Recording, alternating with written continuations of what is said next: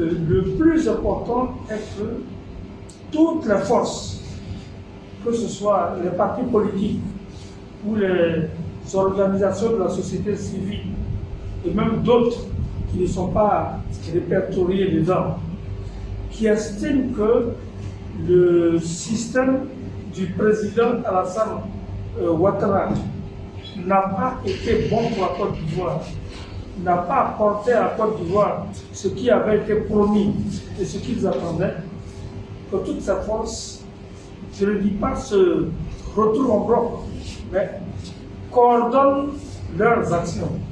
Parce que s'il faut que chacun de son côté fasse son petit travail de tricotage, là, nous arriverons en 2025, nous aurons le même système en place et nous devinons déjà quels sont ceux que les élections à venir déclareront vainqueurs.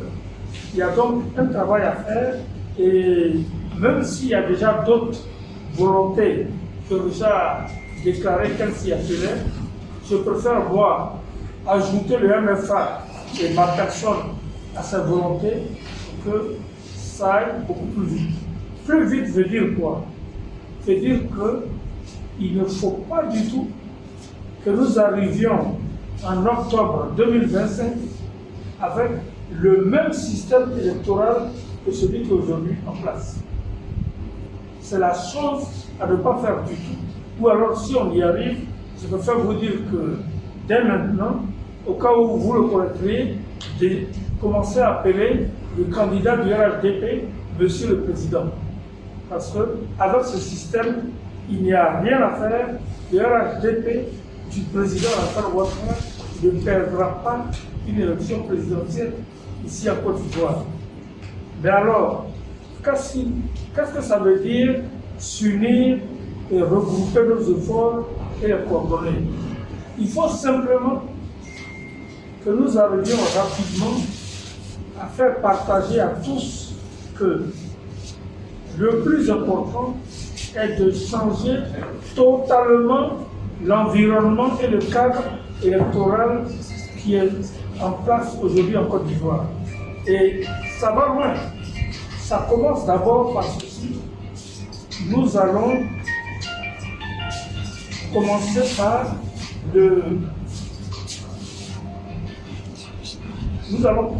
par d'abord le registre général de population.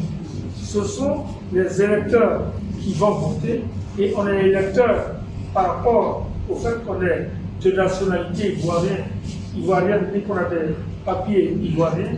Il faut donc qu'on commence par là. Qui doit voter en Côte d'Ivoire et en d'autres termes, qui est ivoirien et qui ne l'est pas?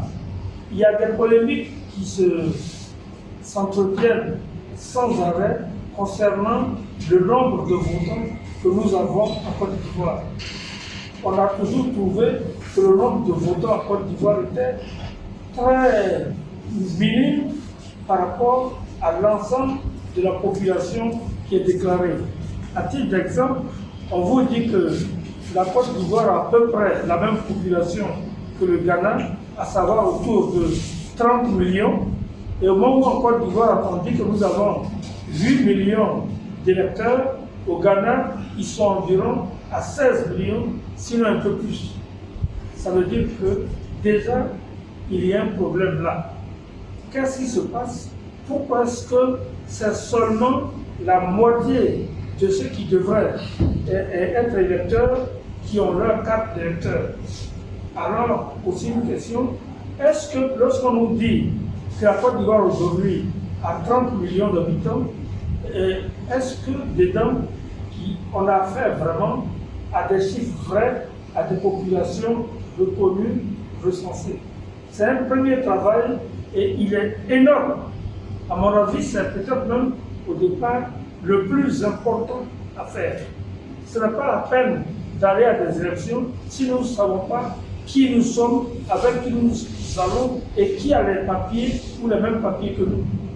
Voilà. C'est le premier point. Il est très important. Le second point, tout aussi important, c'est le suivant.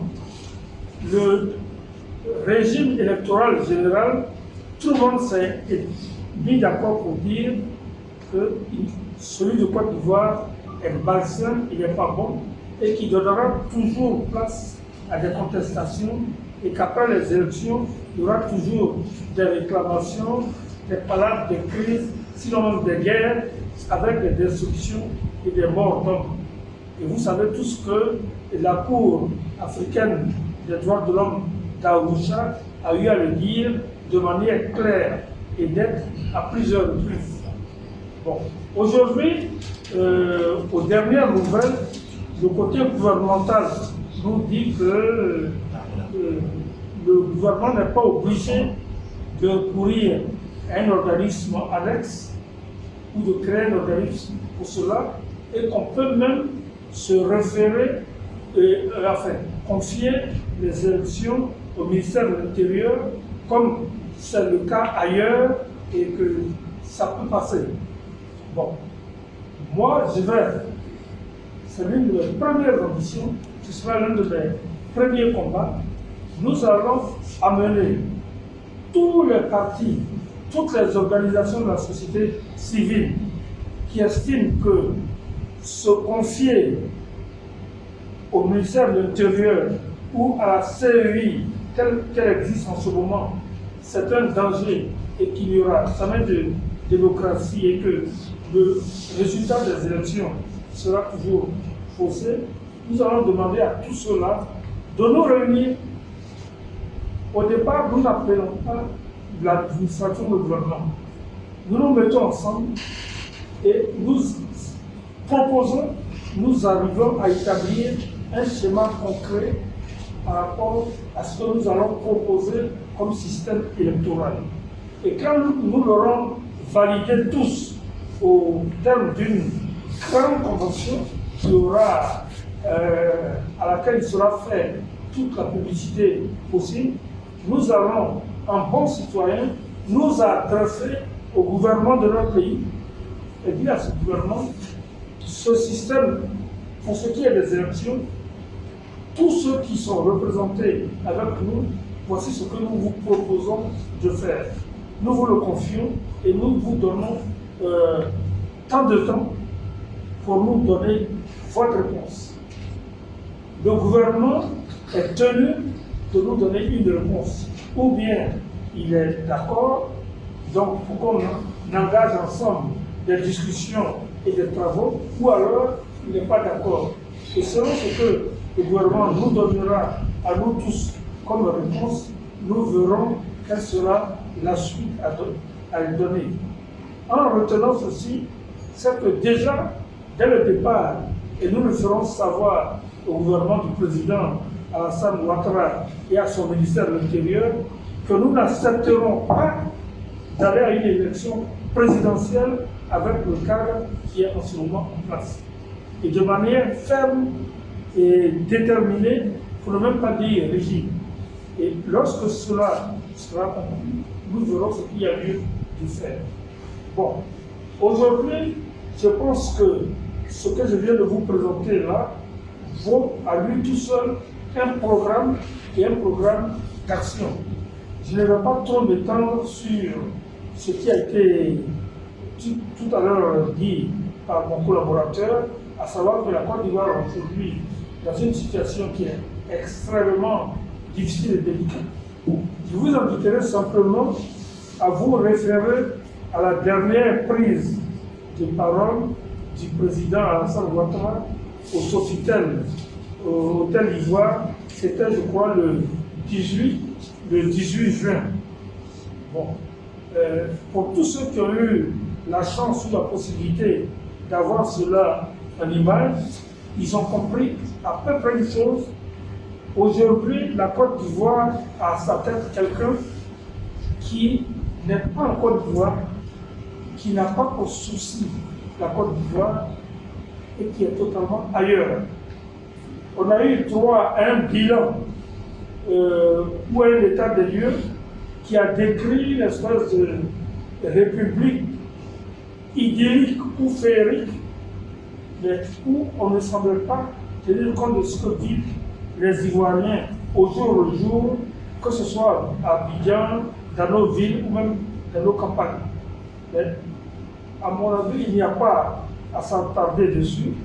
C'est la première fois qu'on voit dans un pays normal un président de la République qui vient s'acquitter de son devoir d'adresse à la nation, donc il s'adresse à l'Assemblée nationale, il s'adresse au Sénat et en même temps à tous les invités, toutes les institutions et à tous les éléments de la collaboration internationale et qui vient tranquillement brandir dans un et qui à peu près n'arrive pas à lire ce qui est à lire, tout simplement parce qu'on lui a remis les feuilles parmi pour lesquelles il ne savait même pas faire son placement. Ce n'est pas un reproche qu'on va lui faire, on peut même le remercier de nous avoir ainsi confirmé que la Côte d'Ivoire n'était plus du tout son problème.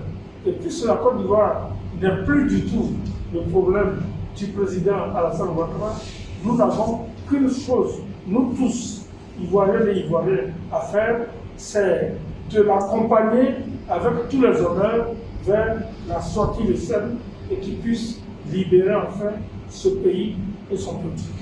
Voici donc aujourd'hui les premières urgences qui se posent à nous. Donc, lorsque nous aurons terminé ici, je vais aller rencontrer tous les leaders de partis politiques, sans aucune exception.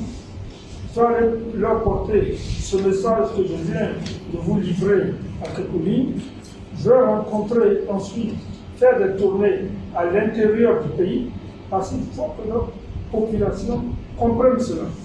Que notre population comprenne où elle en est, ce que ça lui coûte d'avoir laissé pendant 15 ans à sa direction et à sa tête une personne qui aujourd'hui n'a plus rien à faire d'elle, mais qui, dans le même temps, soit ne voudra pas partir, soit en acceptant de partir, voudra absolument continuer à maintenir son système et à continuer de nous éduquer.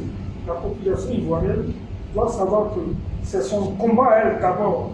Les partis politiques ne font que proposer des actions, mais c'est aux populations, c'est au peuple de les mener. Donc nous allons faire le tour du pays, parler à toutes les populations et leur faire comprendre cela. Et nous en profiterons d'ailleurs pour leur faire comprendre ceci. À la tête de la Côte d'Ivoire, et ça ne se verra dans aucun autre pays, nous avons aujourd'hui quelqu'un dont le premier souci est d'arriver à gommer tout ce qu'on pourrait appeler ou référer comme nation ivoirienne. La nation ivoirienne, ça ne le concerne pas. Il peut avoir une excuse immédiate et rapide, c'est que c'est désormais prouvé, on ne va pas polémiquer dessus, il n'est pas ivoirien.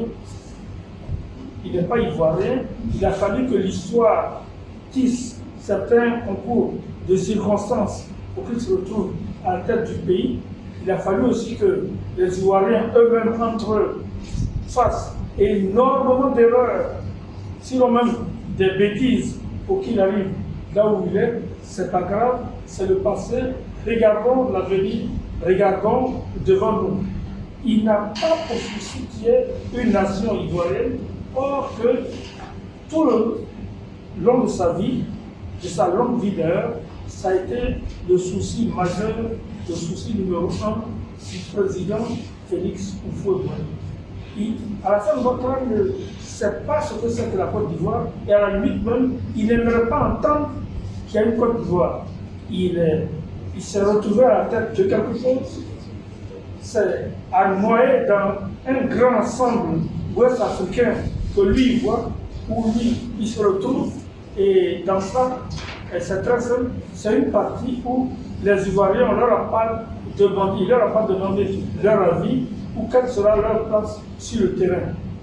Ça aussi, c'est important. Nous devons l'expliquer à nos parents, nous devons le faire comprendre à tout le monde. Nous avons tous en esprit, à l'époque, il y a 15 ou 20 ans, la manière dont, dans ce pays, de manière enthousiaste, toutes les poules se levaient pour le déifier, le louer, le suivre, le chanter. Aujourd'hui, on n'a même pas besoin de revenir dessus, tout le monde a compris.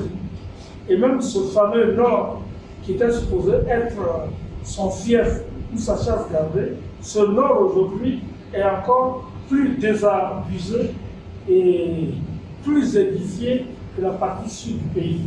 Alors maintenant que les Ivoiriens tous, nord, sud, est, ouest et centre, ont compris qu'au fond, quelque part, ils ont été piégés par rapport à un système qui peut-être a été préparé en dehors du pays et nous a été imposé. On a préparé une tasse quelque part et on nous a fait boire. Nous devons ensemble nous retrouver et ensemble nous mobiliser pour sauver notre pays.